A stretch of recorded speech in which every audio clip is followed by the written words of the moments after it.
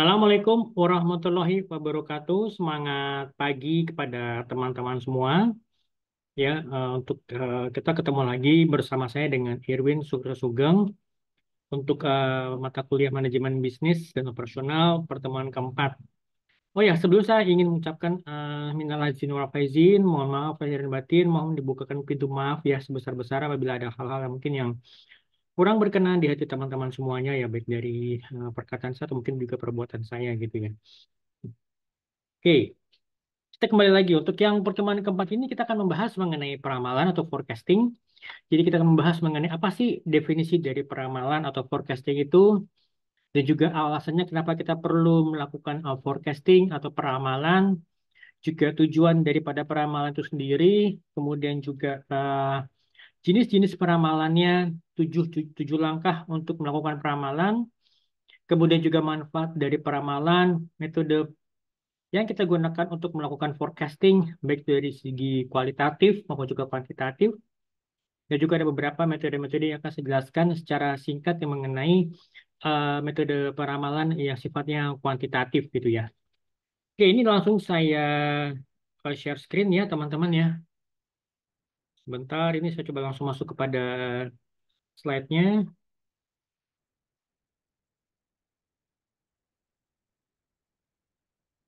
Oke, di layar teman-teman sudah terlihat ini ya untuk slide pertemuan keempat mengenai forecasting. Oke, kita bahas dulu apa sih forecasting itu atau peramalan. Peramalan merupakan perpaduan dari seni dan juga ilmu, jadi arts and science untuk memperkirakan apa yang mungkin terjadi di masa yang akan datang. Jadi misalkan kita melakukan forecasting untuk tahun 2024. Ya, ini biasanya kita lakukan tuh di bulan, misalnya di pertengahan atau menjelang akhir tahun 2023 kan gitu ya. Supaya kita bisa mengetahui atau memprediksi apa yang mungkin terjadi kan itu ya di tahun 2024 baik dari segi terutama dari segi ekonomi ya. Tetapi juga kita juga tidak jangan sampai menyampingkan kondisi politik karena apa? Kondisi politik pasti akan berpengaruh sangat signifikan terhadap perekonomian kita kan gitu ya. Nah, kemudian peramalan itu adalah apa sih dia peramalan itu? Dia peramalan merupakan pernyataan mengenai apa yang akan terjadi di masa yang akan datang berdasarkan informasi yang kita miliki saat ini kan gitu ya. Ramalan merupakan tahap awal dari hasil dan juga hasil ramalan merupakan dasar bagi seluruh tahapan pada perencanaan produksi kan gitu ya. Oke. Nah, kemudian jadi sebenarnya sih pada hakikat itu peramalan hanya merupakan suatu perkiraan, jadi hanya sebuah prediksi gitu ya. Tetapi ya kita menggunakan apa teknik-teknik tertentu tadi misalnya seperti tadi apa ya metode kuantitatif, metode metode kualitatif, juga ada beberapa langkah-langkah yang perlu kita lakukan sebelum kita melakukan peramalan kan gitu ya. Jadi ini peramalan itu bisa dibilang perkiraan yang sifatnya ilmiah kan gitu ya. Jadi kita melakukan sifat itu approach-nya dan merupakan scientific gitu ya. Jadi bukan berdasarkan dari menurut si mbah atau menurut siapa menurut orang pintar, tapi kita melihat itu dari segi yang sifatnya ilmiah kan gitu ya. Jadi setiap pengambilan keputusan itu yang menyangkut keadaan di masa yang akan datang itu ya tentunya harus ada peramalan. Jadi harus ada peramalan yang melandasi pengambilan keputusan. Jadi kenapa sih kita misalnya melakukan misalnya apa? Misalnya keputusan di tahun 2024 kita menaikkan sales misalnya sebesar 15% kan gitu ya. Atau kita melakukan kenaikan harga di tahun 2024. Itu pasti harus ada pertimbangan di belakangnya gitu loh. Kenapa kita harus menaikkan target penjualan? Kenapa juga kita harus melakukan apa? Menaikkan harga jual kan gitu ya. Itu juga perlu yang harus ada pertimbangannya kan gitu. Oke, nah kemudian kita lihat alasan kita melakukan forecasting, ya kan? Jadi ini adanya ketidakpastian aktivitas produksi di masa yang akan datang kan gitu ya. Bayangkan kalau misalkan kalau ketika kita kembali ke tahun 2020 ya, ketika terjadinya pandemi COVID-19 itu ya, yang benar-benar di awal-awal tahun 2000 apa mulai sekitar bulan Maret April tahun 2020 kan itu kan kita diminta untuk apa ya awal ketika awal-awal itu kita diminta untuk stay di rumah, kita melakukan pekerjaan di rumah, bahkan kita kuliah di rumah kan gitu ya. Makanya kita mengenal ada yang namanya istilah WFH kan, working from home kan gitu ya. Kemudian juga ya banyak mall atau plaza yang tutup kan gitu ya.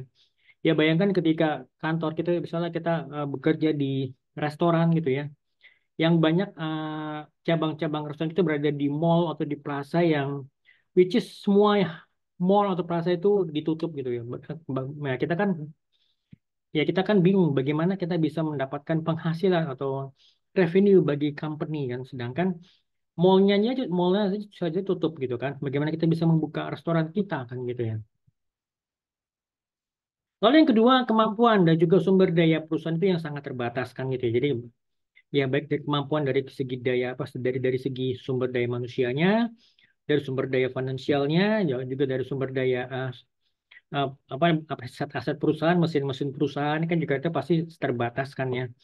Itu juga kemampuan dari perusahaan juga terbatas kan. Ya misalnya ini perusahaan masih perusahaan-perusahaan yang masih bukan sebagai market leader kan itu mungkin dia di posisi ketiga atau keempat yang berapa dari industri misalnya industri tertentu misalnya industri mie instan ya kita lihat misalnya kalau industri mie instan itu kan yang menjadi market leader itu adalah Indomie kan dari Indomie ya Indomie nah kemudian yang ini perusahaannya mungkin masih berada di posisi ketiga atau keempat nah, itu kan berarti kan kemampuannya terbatas kan gitu ya.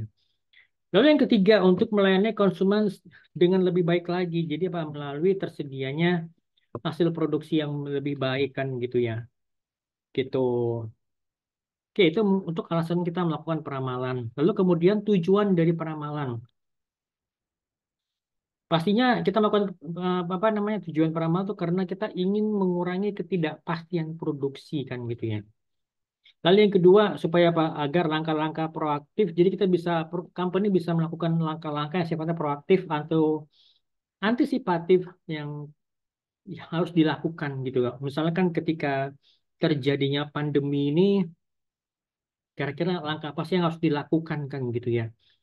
Kayak kan ketika kita terjadi pandemi tahun 2020 kan kita sama sekali tidak bisa memperkirakan atau memprediksi atau meramalkan bahwa akan ada pandemi yang sedemikian hebat di tahun 2020 ya kita masalah melakukan penyusunan bisnis plan di tahun 2019 kan gitu kita melakukan apa budgeting di tahun 2019 kan tidak ada yang bisa memperkirakan atau memprediksi akan terjadinya pandemi yang begitu sangat hebatnya kan gitu ya.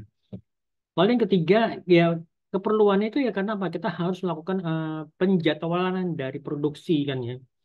Ya kan misalnya di tahun 2023 kita pasti sudah melakukan scheduling untuk produksi di tahun 2024 misalnya ya seperti kayak misalnya pas Europe Marjan ya pasti kan mereka sudah melakukan scheduling produksi untuk tahun 2024 kan. Nah, coba menjelang misalnya menjelang liburan apa menjelang puasa dan juga Lebaran. Ya pasti sudah ada prediksinya, sudah ada pramalannya kan dari tahun sebelumnya kan gitu ya. Nah, kemudian untuk jenis peramal itu ada tiga ya, peramal sifatnya jangka panjang, long term forecasting, itu mencakup waktu yang lebih dari 18 bulan, jadi lebih dari hampir lebih dari 1,5 tahun. Ya kan, kemudian juga perencanaan jangka menengah itu antara 3 sampai 18 bulan.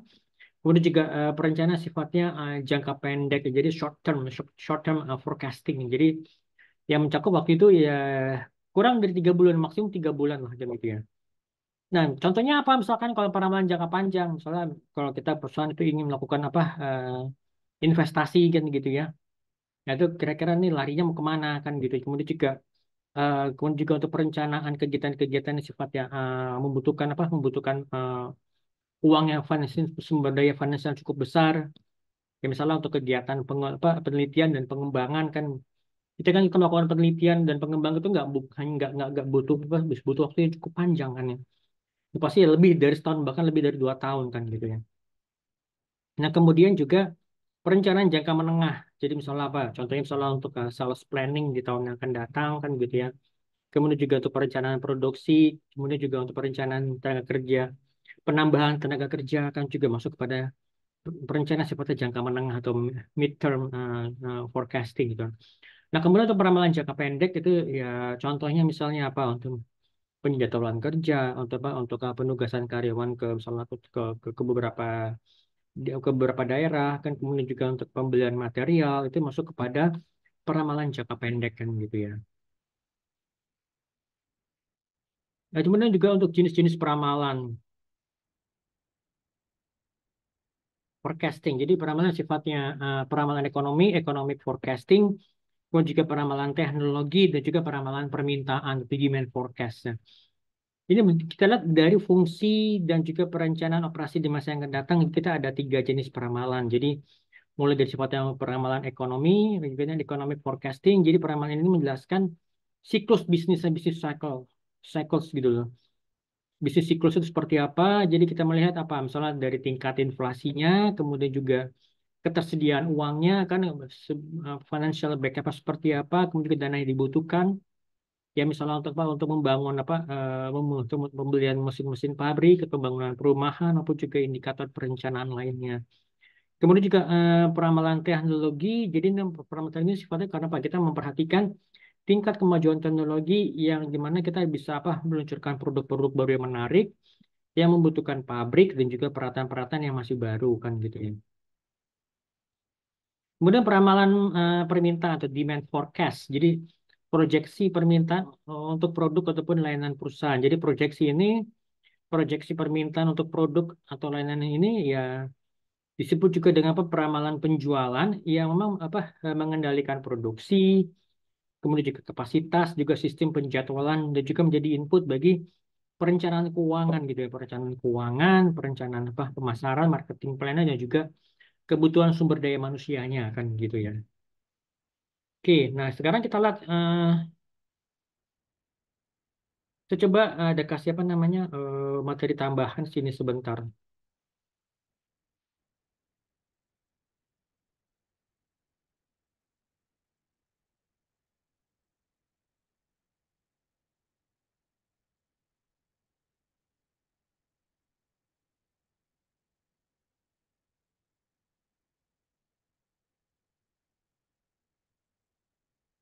Bentar ya, ini saya siapin dulu materinya.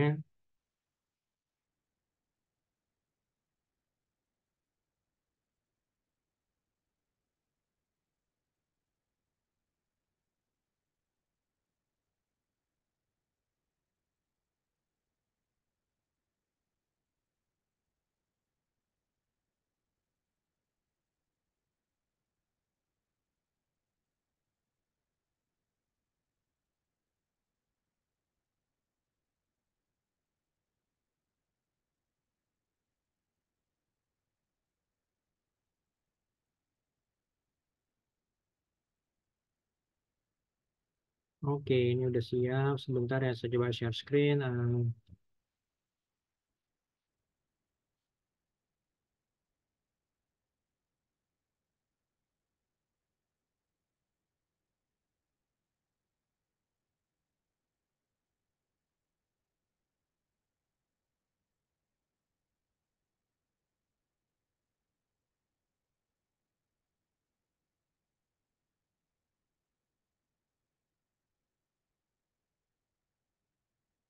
Ini materi udah siap, saya langsung coba share screen ya.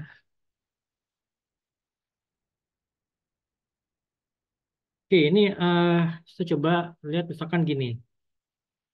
Seperti yang tadi saya jelaskan tuh, siapa sih yang bisa memperkirakan atau memprediksi bahwa akan ada pandemi yang sebegitu hebatnya ya, sehingga apa? Sehingga banyak bisnis yang apa namanya terpengaruhkan gitu ya. Misalnya ya seperti ya tadi apa tadi, restoran, kemudian juga bagaimana kalau misalkan kayak dalam bidang hotel, perhotelan, pariwisata kan, di mana orang tuh nggak boleh bergerak sama sekali, harus stay di rumah, bekerja di rumah kan, benar-benar apa, masa di mana memang kita harus lebih banyak beraktivitas di dalam rumah kan gitu ya, supaya supaya kita bisa apa namanya, menghindari atau mencegah penularan virus COVID-19-nya ini kan gitu ya. Kemudian juga ya pastinya karena tidak adanya apa namanya aktivitas di luar rumah, pasti ya tidak adanya kerumunan kan gitu ya. Dan bayangkan seberapa bagaimana perekonomian kita saat itu kembali ke tahun 2020 yang nyaris lumpuh kan ya gitu kan ya. Nah, kita lalu juga ada sebetulnya ada tiga disrupsi ya. Jadi selain dari COVID, ini selain dari COVID, kemudian juga ada lagi yang disrupsi. Kalau COVID itu disebut dengan pandemic disruption ya. Kemudian juga ada lagi apa namanya millennial disruption, kemudian juga ada lagi teknologi apa digital disruption. Jadi uh, digital disruption itu jadi karena didorong atau dipaksanya kita memanfaatkan teknologi digital untuk beraktivitas ya. Makanya ketika di tahun terbaru kita mengenal ada yang namanya working from home, kita mengenal ada yang namanya Zoom meeting, Google Meet, yang which is sebenarnya kita tuh belum kita nggak pernah mengenal atau mungkin bahkan kita mungkin tidak menyangka bahwa ternyata bisa tuh menggunakan meeting online kan gitu ya. Oh ternyata bisa tuh misalkan kalau kita melakukan kuliah secara online mungkin gitu ya. Ternyata bisa tuh ya kalau misalkan kita lebih banyak beraktivitas di rumah ya kita bisa memesan makanan dari rumah tanpa kita harus mengangkat telepon. Kita hanya perlu cukup memanfaatkan smartphone atau mungkin gadget yang kita miliki kan gitu ya. Itu digital disruption. Kemudian millennial disruption. Nah, kita lihat millennial disruption seperti ini. Ketika sudah mulai banyak generasi milenium itu yang masuk ke pasar tenaga kerja dan which is mereka juga memiliki buying power, ya kan? Ya itu mempengaruhi pasar gitu kan ya. Kemudian juga digital Gen Y yang mereka mulai yang tadinya mereka tuh mungkin lahir di atas tahun 95 sampai dengan tahun 2010 itu juga mereka sudah mulai sudah banyak yang berdewasa ya kan mereka juga memiliki buying power yang cukup kuat kan gitu ya. Nah, seperti itu. Nah, bayangkan ketika di tahun 2045 ya kan mungkin yang kalau teman-teman yang tadi yang mungkin masuk kepada Gen Z atau digital natives yang mungkin lahir di atas tahun 1995 dan sebelum tahun 2010 ya ketika di tahun 2020 atau mungkin kita di tahun 2024 saat ini mungkin kalian usianya mungkin antara 14 sampai mungkin 27 gitu ya.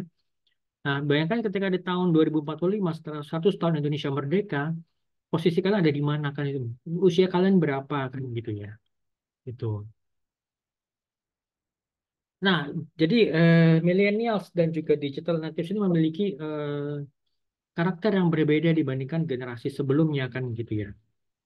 Jadi kalau di digital natives ini dan juga millennials itu sifatnya mereka tuh multitasking, mereka tuh stay connected ya dengan teman-temannya dan juga media savvy. Jadi mereka tuh sangat dekat dengan media dan mereka itu membutuhkan transparansi. Mereka tuh sangat menghargai kejujuran kan gitu ya. Tetapi ya mereka juga itu sangat praktis dan juga result oriented dan mereka generasi yang sifatnya tuh nggak sabaran. We want it now generation gitu loh. Generasi instan kan gitu ya. Nah, itu merupakan bisa dibilang itu kelebihan maupun juga kekurangannya kan gitu ya. Tapi mereka memiliki pemikiran yang pragmatis gitu gitu dan juga ya seperti dia memiliki sifatnya praktis gitu dan juga mereka sangat result oriented kan gitu. Nah, kemudian dengan ada generasi digital ini ya seperti kita tahu ya kita sih semakin mudah untuk untuk membuka usaha kan gitu ya. Jadi ini merupakan mainstream industri di era pandemi kan gitu ya. Jadi mungkin kita pernah dengar namanya cloud kitchen atau ghost kitchen yang memang di awal-awal itu masih terdengar asing di kuping kita. Tapi saat ini sudah banyak sih yang cloud kitchen yang sudah berada di kampung-kampung masuk ke gang kan gitu ya. Jadi bisnis cloud kitchen ini tidak hanya dijalankan oleh startup yang gede-gede gitu kan. Tapi juga tapi ini cloud kitchen sudah digeluti oleh usaha-usaha kecil menengah gitu ya. Ya misalnya ya sampai operasi mereka bisa sampai ke ya masuk ke gang kan misalnya kita bahkan mungkin nggak ngeh kok ternyata kok ada hidden gem di dalam sini kan gitu ya. Nah itu jadi ya seperti mana apa namanya seperti yang ditulis oleh salah satu rekan saya itu Pak Yusuf Hadi itu jadi dalam buku Consumer Mega Shifts 100 Post Pandemic itu jadi ada yang restoran yang masuk ke outdoor gitu kan maksudnya yang masuk ke gang-gang kemudian juga makanya sekarang orang lebih prefer untuk food delivery kan juga kita juga membutuhkan apa makanan yang sifatnya frozen, jadi matang tapi sudah dalam bentuk frozen dan kita bisa olah kapan aja kan gitu dengan cara apa? Dengan cara misalnya dengan menghangatkannya cukup dan dimasukkan ke dalam microwave atau masukkan apa ke dalam ke dalam oven kan gitu ya, pemanggang. Dan kita bisa lakukan misalnya di rumah kan gitu. Nah, jadi dengan adanya konsumen mega shift ini ya dengan adanya perubahan yang sifatnya besar-besar atau mau mega shift gitu ya. Maka jadi segmentasi konsumen terutama untuk konsumen resto itu berubah gitu ya. Pasarnya akan terbelah menjadi dua kelompok besar itu yang mereka yang benar-benar memang eh, mereka penyuka makan di tempat di restoran atau juga disebut dengan dine-in specialist maupun juga yang delivery enthusiast. Jadi ya yang pakai misalnya pakai GoFood, pakai apa atau mungkin GrabFood gitu kan ya. Apalagi misalkan kalau lagi ada apa promo-promo ya, itu mereka pasti sangat happy sekali kan gitu ya.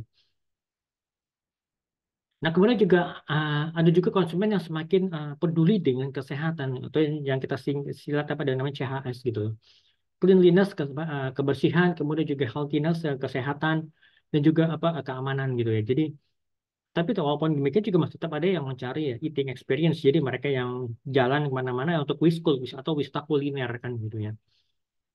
Jadi ya memang bisnis restoran itu emang sudah diacak-acak gitu loh oleh pandemi. Makanya kenapa sekarang kan di restoran juga terkadang kan juga ada fasilitas masalah untuk apa ya, untuk meeting kemudian juga di restoran juga sudah apa banyak menu-menu pun juga sudah banyak pilihan bahkan juga di restoran juga dijual varian menu yang bisa yang misalnya apa ya, yang variasi menu yang sifatnya frozen kan gitu ya.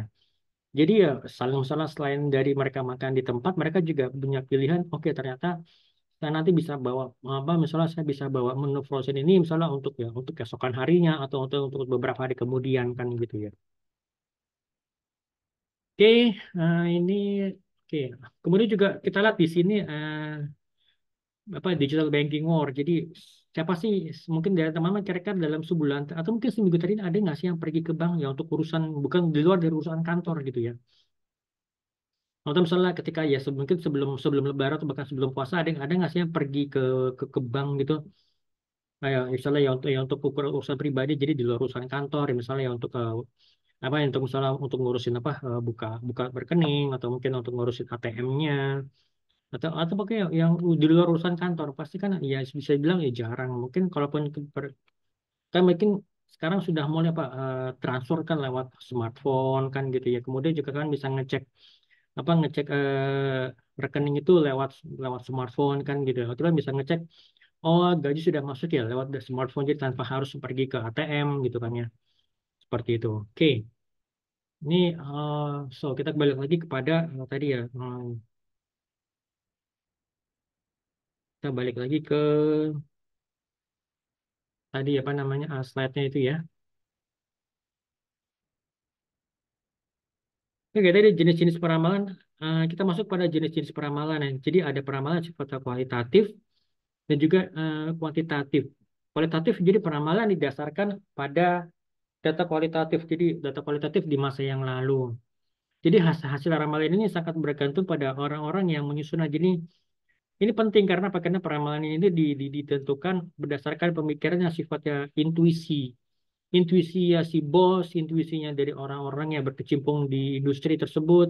Kemudian juga pendapat dan juga pengetahuan, pengalaman, ya kan? Dari orang menyusunnya dari pendapat, dari apa namanya juga pengetahuan dan juga pengalaman dari si ownernya yang akhirnya dia mengambil keputusan kan gitu ya melakukan penyusunan bisnis peramalan atau forecasting kan jadi peramalan secara kualitatif ini didasarkan atas hasil penyidikan seperti misalnya pendapat daripada salesman-nya pendapat dari para sales manager dan juga pendapat dari para ahli atau mungkin juga survei dari konsumennya jadi kita selalu pengen tahu nih kira-kira seberapa misalnya apa seberapa yakinnya konsumen ini dengan kondisi perekonomian di tahun 2024 kan gitu ya. Nah, kemudian untuk yang kedua, peramalan sifatnya kuantitatif. Kalau misalnya kalau tadi kan kualitatif, jadi kita bicara mengenai uh, data yang sifatnya kualitatif. Data yang sifatnya itu ya benar-benar apa yang berdasarkan dari pengalaman, dari pemikiran, juga apa ya dari apa dari pengetahuan dari si owner perusahaannya atau dari para pelaku usahanya kan gitu ya. Nah, kalau kuantitatif itu bicara mengenai numbers, bicara ya mengenai angka, jadi peramalan yang didasarkan dari data penjualan di masa yang lalu. Hasil peramalan ini itu sangat bergantung pada metode yang digunakan kan ya. Metode digunakan untuk melakukan peramalan atau forecastingnya ini. Nah, ya pastinya kalau beda metode juga pasti kan berbeda hasilnya kan gitu ya. Nah, kemudian kita lihat lagi jenis peramalan ini kalau tadi berdasarkan dari sifat penyusunannya itu peramalan dibagi menjadi dua. Peramalan sifatnya subjektif. Jadi peramalan yang didasarkan atas perasaan atau intuisi dari orang yang menyusunnya. Lalu peramalan sifatnya objektif itu peramalan yang didasarkan atas data yang relevan di masa-masa yang lalu dengan menggunakan teknik dan metode dalam menganalisa data. Jadi kita misalnya melihat, misalnya kita backdate berapa tahun ke belakang, misalnya misalnya 2 tahun ke belakang kita melihat data-data seperti apa, kemudian kita lakukan forecasting dengan menggunakan metode untuk menganalisa data-data, misalnya data-data penjualan untuk tahun 2024 kan gitu ya. Nah, kemudian kita lihat sini 7 langkah peramalan seperti apa sih? Yang pasti ya kita menentukan tujuan dulu kan. Tujuannya kita untuk apa nih kita melakukan forecasting ini? Jadi kan menetapkan tujuan forecasting, memilih unsur apa yang akan diramal, menentukan horizon waktu, memilih tipe model forecasting gitu kan, mengumpulkan data yang dibutuhkan.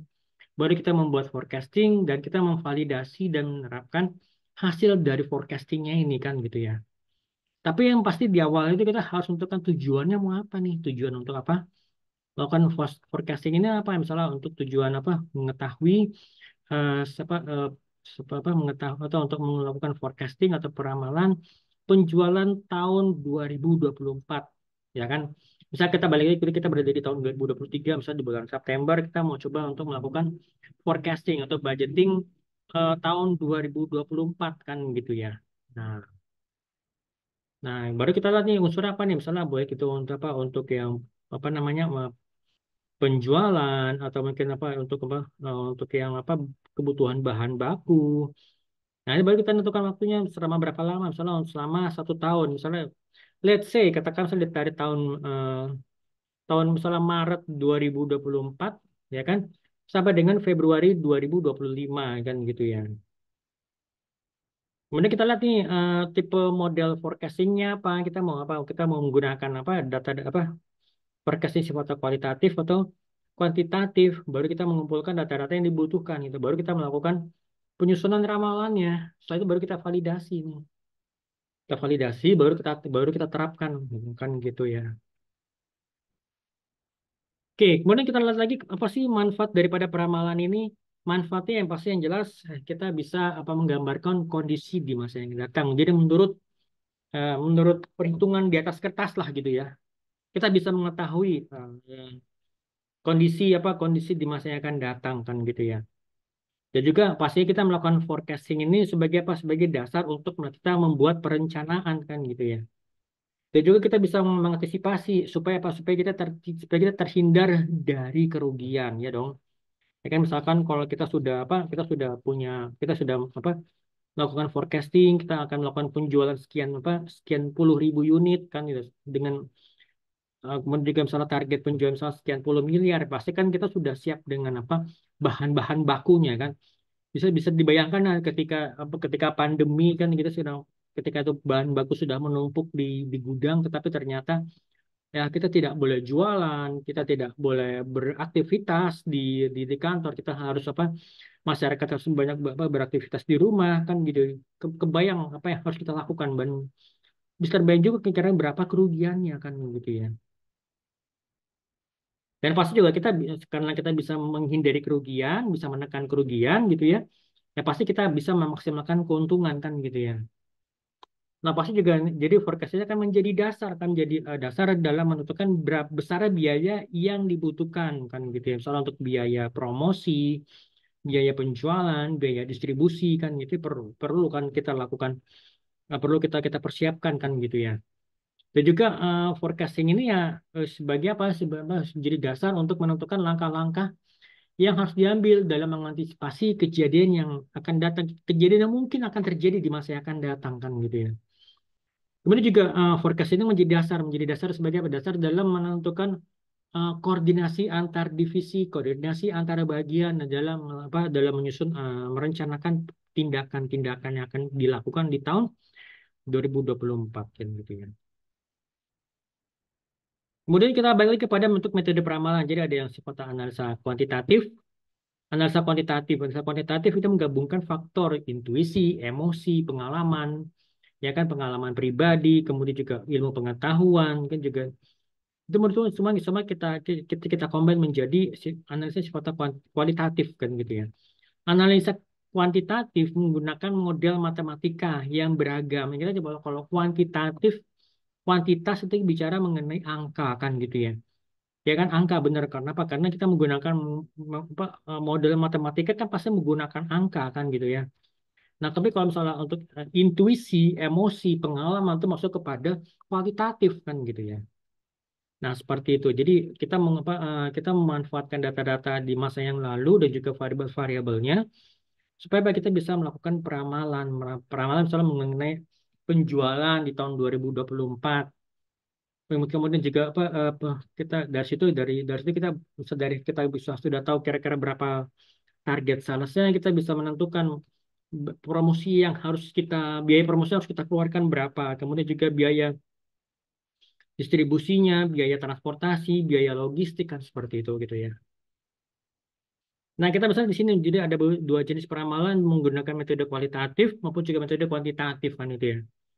Nah, jadi di masing-masing ini dibagi dua ya kan ya. Nah, seperti ini.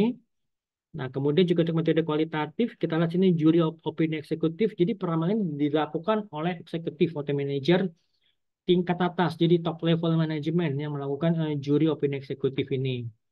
Karena kemampuan, pengalaman, jadi baik dari ilmu pengetahuan, pengalaman yang mereka miliki kan gitu ya. Kemudian metode Delphi dilakukan dengan melengkapi data untuk melakukan forecasting dengan melalui pembagian daftar pertanyaan kepada pelanggan, pada konsumen, pada masyarakat secara umum kan gitu ya.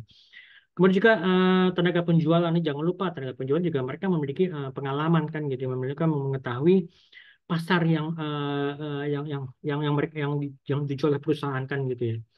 Jadi peramalan ini dilakukan dengan memanfaatkan kedekatan tenaga penjual dengan konsumen kan gitu ya.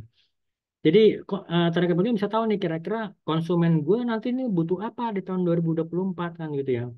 Konsumen saya ini eh, butuh berapa unit nih, kebutuhannya berapa unit nih di tahun 2024 sehingga kita bisa sehingga perusahaan kita tuh bisa bisa memenuhi kebutuhan konsumen kita kan seperti itu. Ya, dan juga harus perhatikan beras siapa saja yang menjadi pesaing kita nih di pasar kan gitu ya. Itu yang perlu diketahui gitu. Kemudian kita melakukan survei pasar. Jadi peramalan ini dilakukan dengan turun langsung ke lapangan, turun langsung ke pasar sehingga kita bisa memperoleh informasi langsung dari market kan gitu ya, survei pasar kan gitu ya.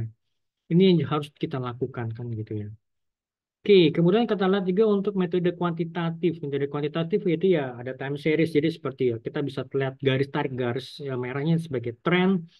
Kemudian juga kita bisa melihat apa namanya musiman seperti apa. Kita bisa melihat konstan nih kalau misalnya penjualan kita konstan itu seperti kayak garis garis lurus kan gitu ya. Kemudian kalau misalnya metode acak kan cap gitu. Mungkin juga kita bisa ngelihat soalnya seperti kayak penjualan sirup marjan yang hanya yang penjualan sangat tinggi di menjelang bulan Ramadan sampai kepada Lebaran kan gitu ya. Jadi ya setelah itu balik lagi sebagai penjualan sifatnya konstan kan gitu ya. Hmm. Nah kemudian juga ada beberapa metode-metode kuantitatif seperti model moving average, kemudian juga yang kita ini bisa dilihat di sini, kemudian juga metode exponential smoothing kan gitu. Kemudian juga ada rumus exponential smoothing seperti apa.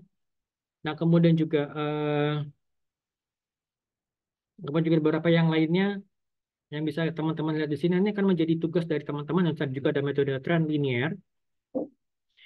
Nanti saya minta juga teman-teman untuk membuat studi kasus jadi dengan menggunakan ketiga metode ini aja mulai dari Dari metode yang pertama ini metode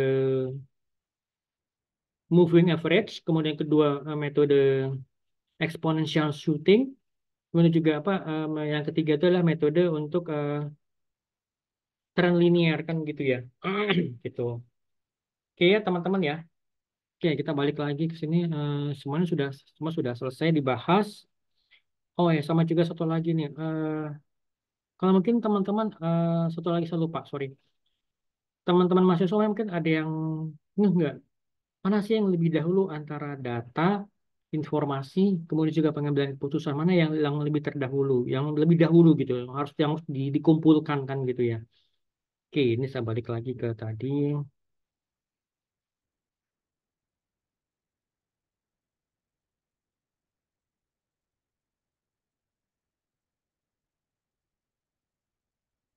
Oke, mana yang lebih dahulu, data, informasi, atau knowledge atau pengetahuan, kan gitu ya. Nah, kemudian dari sebuah pengetahuan kita bisa mengambil keputusan. Oke, kita lihat mana yang lebih dahulu. Oke, sorry. Oke, data, informasi baru knowledge ya. Jadi yang paling paling dasar itu data, ya kan? Kemudian setelah kita mengolah data, kita bisa mendapatkan informasi. Dari informasi yang kita dapat, kita bisa mendapatkan knowledge, kita bisa mendapatkan apa? Kita bisa mengambil keputusan kan gitu, bisa membuat apa? Decision making. Nah, kita lihat contoh seperti ini. Data information knowledge. Jadi dari datanya kita bisa membangun informasi. Informasi mengumpulkan koleksi data terkait agar dapat memberitahu kita mengenai sesuatu yang berarti mengenai dunia ini kan gitu ya. Jika susunan kata dalam sebuah buku itu merupakan data, jadi kalau kita menyusun kata dalam sebuah buku itu merupakan data, cara seorang penulis menata kata-kata tersebut menjadi kalimat, paragraf, dan bab itu menjadi informasi kan gitu ya. Kita mengolah kata menjadi kalimat, kalimat kita kumpulkan menjadi paragraf, kumpulan dari paragraf itu menjadi sebuah bab, kumpulan dari bab itu menjadi menjadi buku dan bukunya yang bisa menjadi informasi kan gitu ya. Nah, dari informasi ini kita bisa membangun pengetahuan. Pengetahuan itu merupakan tafsir, balik kepada tafsir, kepada forecast terhadap informasi yang kita dapat menggunakannya. Dengan apa? Dengan membaca buku kan gitu ya. Nah, ini kita mengolah informasi untuk membentuk gagasan, pendapat, dan juga tindakan di masa yang akan datang kan gitu ya. Seperti itu. Nah, ini sebagai tambahan ya. Jadi ada kita bagaimana kita mengolah data ya kan supaya apa, kita bisa mendapatkan informasi yang ini ya yang kita kumpulkan apa informasi ini yang mengumpulkan koleksi data supaya apa supaya bisa memberitahu kita sesuatu mengenai dunia ini gitu. Kalau paling gampangnya gini deh. Bayangkan kalau kalian sebagai penulis gitu ya kan, gimana kalian menata kata-kata itu menjadi kalimat, kalimat itu kalian kalian kalian tata, kalian susun menjadi paragraf, kumpulan dari paragraf itu menjadi sebuah bab, dan kumpulan dari bab itu akhirnya apa menjadi sebuah buku yang bisa kita baca dan kita bisa apa ya bisa kita mengambil keputusan dari situ, kita bisa dapat informasi dari situ kan gitu ya, seperti itu gitu loh. Oke. Oke teman-teman, kalau gitu nanti akan saya share di My Best ya untuk tugas-tugasnya. Jadi tugas pertama adalah mengenai tren tahun 2024 dan yang kedua itu adalah mengenai metode peramalan kan gitu ya. Oke. Baik kalau gitu teman-teman terima kasih banyak semuanya. Tetap semangat, tetap sehat semuanya. Kita bertemu lagi minggu depan. Wabillahi taufiq wal hidayah. Wassalamualaikum warahmatullahi wabarakatuh.